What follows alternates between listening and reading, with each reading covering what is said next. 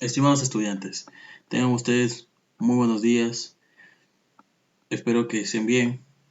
Hoy día quiero hablarles sobre la literatura en el periodo barroco, ¿sí? Ya estando en la semana 16, por lo tanto hemos visto un poco ya el Renacimiento y también hemos visto ya el movimiento Renacimiento y lo que fue en los distintos países en los que se desarrolló. Es muy importante entonces entender que el periodo barroco surge como respuesta a la crisis que surge después en el Renacimiento, en las ideas renacentistas, ¿no? Bueno, el periodo barroco en realidad fue un movimiento más que todo idealista, ¿no? ¿Qué pasa? Que se da a cabo después del Renacimiento y coincide justamente con el siglo de oro español. Ahí es donde España tiene tendencia a la universalidad del conocimiento, ¿no? El Renacimiento se hizo muy popular que la educación, que el conocimiento, que la luz de la sabiduría, el manejar cierta cultura, obviamente te hacía un ser sofisticado, un ser revitalizado, ¿no? En cambio, el barroco es el movimiento del pesimismo, es el movimiento de el desengaño, es el movimiento de las cosas están mal y hay que recuperarlas, ¿no? El periodo barroco intenta decir que el problema fue el Renacimiento, que la Iglesia debe recuperar su poder. Eso es básicamente lo que buscó el movimiento barroco y lo hizo a través de la literatura y las artes plásticas, ¿no? La literatura barroca se supedita el movimiento general que le da nombre, barroco. Y cobija no solamente las letras, sino las demás manifestaciones artísticas también son de alguna forma eh, intensificadas con esta expresión.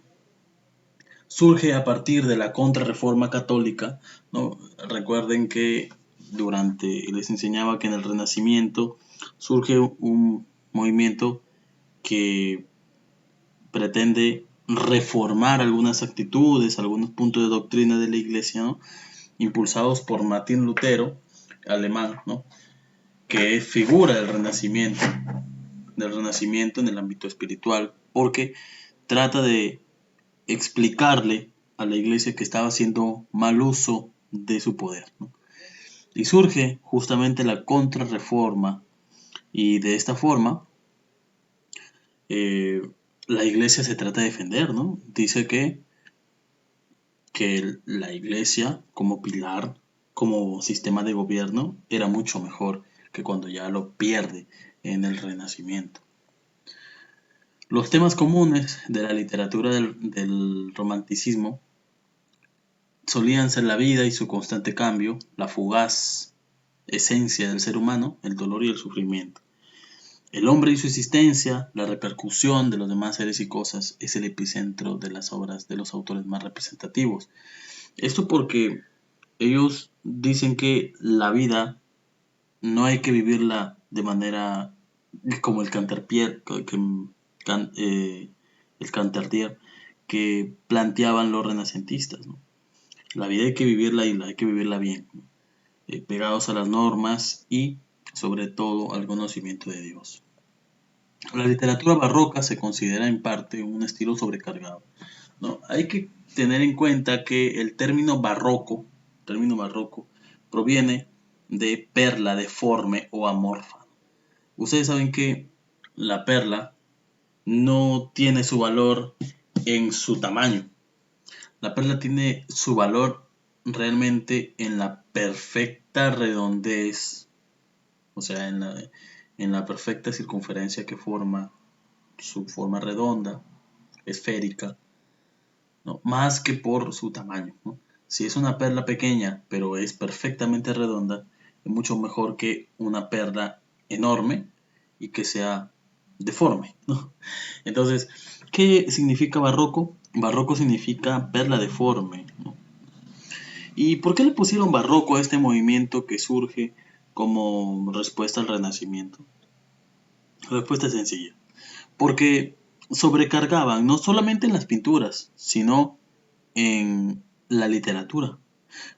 Sobrecargaban de figuras literarias, ya las hemos conocido, ¿no?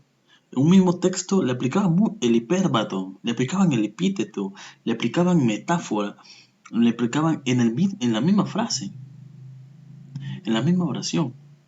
Entonces, obviamente que era muy difícil, y lo es aún, leer a los barrocos. Leer a los barrocos es muy, muy complicado por la cantidad sobrecargada, la exageración al momento de relatar una historia o al momento de cantar un poema o declamarlo o de expresar sus sentimientos. Entonces, no solamente esto pasó con la literatura y la pintura, sino con las otras tendencias sociales y artísticas, ¿no? La arquitectura también lo aplicaron en la escultura, ¿no?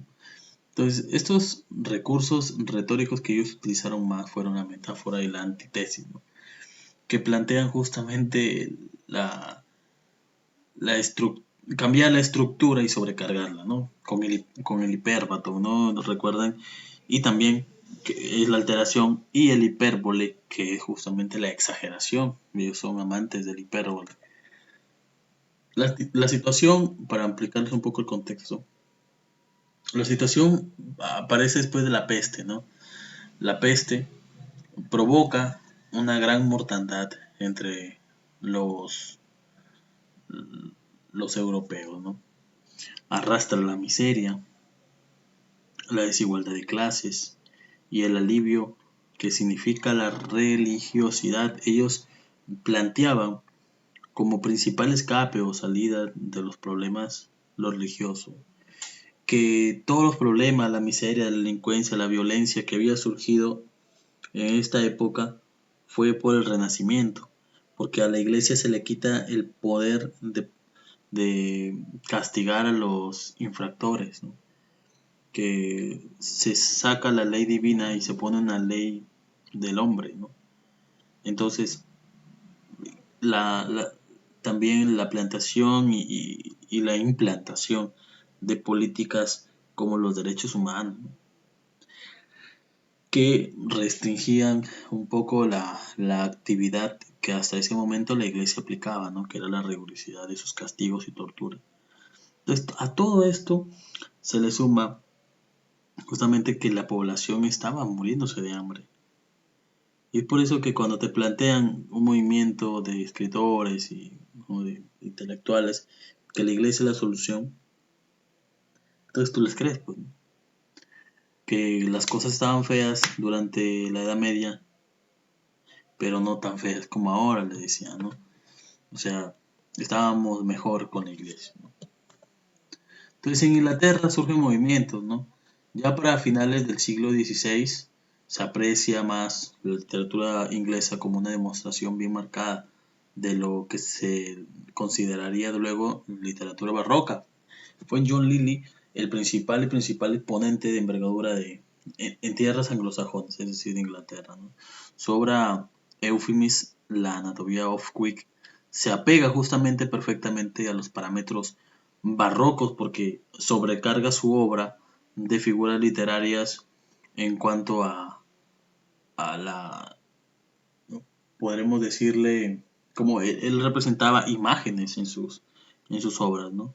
Bastante descripción, mucha descripción, y a este movimiento posteriormente se le llama, eh, aquí tenemos, por ejemplo, aquí, John Lilly hace uso exagerado de términos rimbombantes, ¿no? Palabras que no solían utilizarse así en el habla común, rimbombantes, palabras que suenan este, muy ilustradas, muy cultas, pero que no llevan a caso. Se podría utilizar un tipo de lenguaje más sencillo y se te puede entender mejor, ¿no? Aprecia exageradamente el esteticismo, ¿no? Que es sumamente cargado, que es la elaboración de la belleza, con una tendencia grotesca a lo artificial. En Francia, por su parte, aparecen eh, el preciosismo, ¿no? El preciosismo. Se desarrolla un gusto exagerado por los buenos modados y lo refinado, ¿no? Las mujeres son vistas ahora como seres sofisticados y sumamente artificiales, ¿no? En Italia aparece Giovanni Battista Marini, que crea el movimiento del marinismo, ¿no? Que justamente fue el encargado de dar las bases del barroco en la península itálica. Porque ¿qué? Él utilizaba abundantes hipérboles, que es la exageración, metáforas, que es la comparación entre dos imágenes, pero una comparación sutil, y la antítesis a la que se le llamó marinismo. Se caracterizó por un manejo sutil de formas literarias desmenuzadas y exageradas. Su poesía, con más de 4000 versos, fue sumamente descriptiva y se enfocaba en asombrar al lector, ¿no? Entonces, vale decir que entonces el barroco es la exageración, por adornar mucho, ¿no? Por muy ornamental, ¿no? Por tratar de acoger todo, ¿no? Todas las figuras literarias en un solo texto, lo tendían a hacerlo insufrible al momento de leerlo, ¿no? Es prácticamente este trinomio inglés, francés, italiano el que da pie al nacimiento del barroco como movimiento. Es importante tener en cuenta que el término barroco fue designado tras la culminación del periodo y se acuñó de manera despectiva a las obras grotescas, exageradas, sin un sentido profundo y real. ¿Por qué surge el barroco? Surge a través de la crisis del Renacimiento. Resulta común a lo largo de la historia que después de una, una idea, un pensamiento, engendra otras, ¿no? Y el Renacimiento, el barroco no escapan a esa realidad, ¿no? Eh, el Renacimiento da a luz al barroco, ¿no? El barroco como una supuesta solución para lo mal que se vivía en esa época, ¿no? Tras el desgaste y fractura de la estructura renacentista, emergen tendencias sobrecargadas que luego se bautizarían como barrocas. Su nombre peyorativo es acuñado por el término que normalmente significa perla irregular o deforme, ¿no? Y eso ya les explicaba. Es bien evidente que utilizaron para tildar pues, a las manifestaciones de la corriente literaria como amorfas y grotescas. Razones tendrían de sobra para catalogar el movimiento de exagerado, sin embargo, uso constante de la retórica le permitió ahondamiento y refinamiento del recurso. Si bien es cierto, comenzaron con un uso muy exagerado, surgieron dos movimientos que, a mi parecer, ponen en manifiesta la gran habilidad, el gran talento de dos escritores muy reconocidos, Quevedo y Góngora, ¿no? En Italia, ¿no? Fue un momento más que todo ideológico, ¿no? Utilizaba esto para meter la religión, ¿no?